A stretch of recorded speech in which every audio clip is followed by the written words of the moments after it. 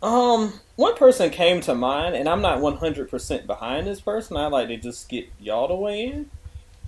Aaliyah. Oh, I knew it was Now coming. I know I Oh knew it boy. was coming.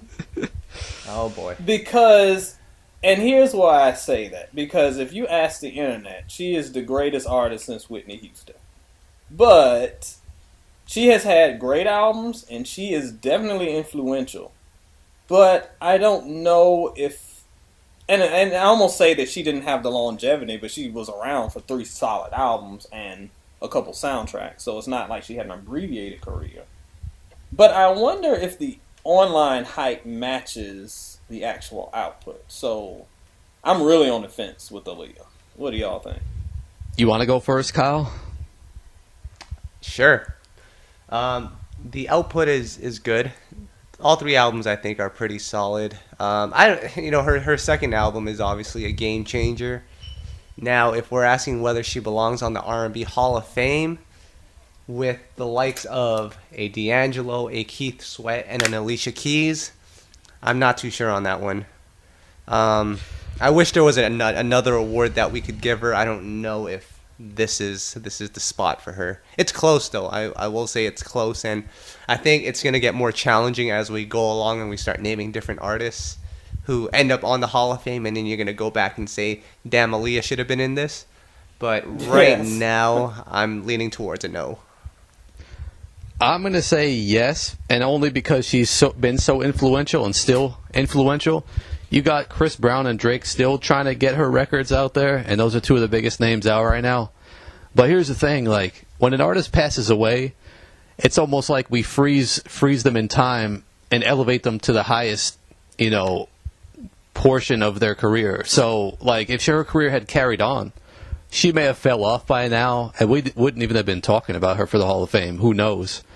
But, like, since she passed so early, all we remember is the good stuff, and we just carry her to a bigger heights. And I'm not saying she doesn't deserve it, but who's to say she wouldn't have been an independent artist by now and not even talked about? You never know. But what she did accomplish when she was here is enough, I think, to have her in there. And, I think I don't think she would have fell off, in my opinion. But she probably would have gotten more into acting and other things. Music might not have been the focal point. So I always bring up her last album while she was still alive. Me and you talked about this, Kyle. It wasn't doing as well as people had hoped. And then when she passed, it really started taking off. So that's just another thing to factor in.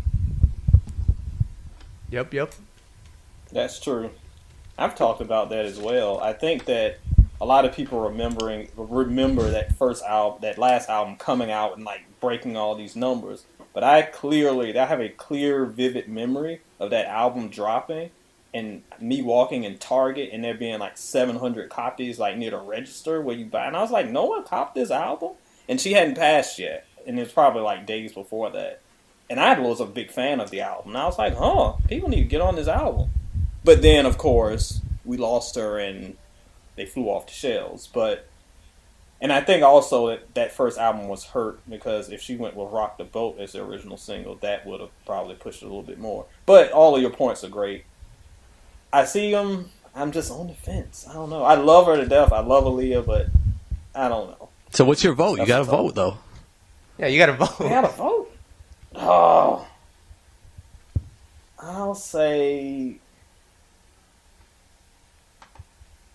I'll go with a hesitant yes. Oh, thank goodness. The stands were lurking. Wow. Oh, the stand stay in my back pocket. We good.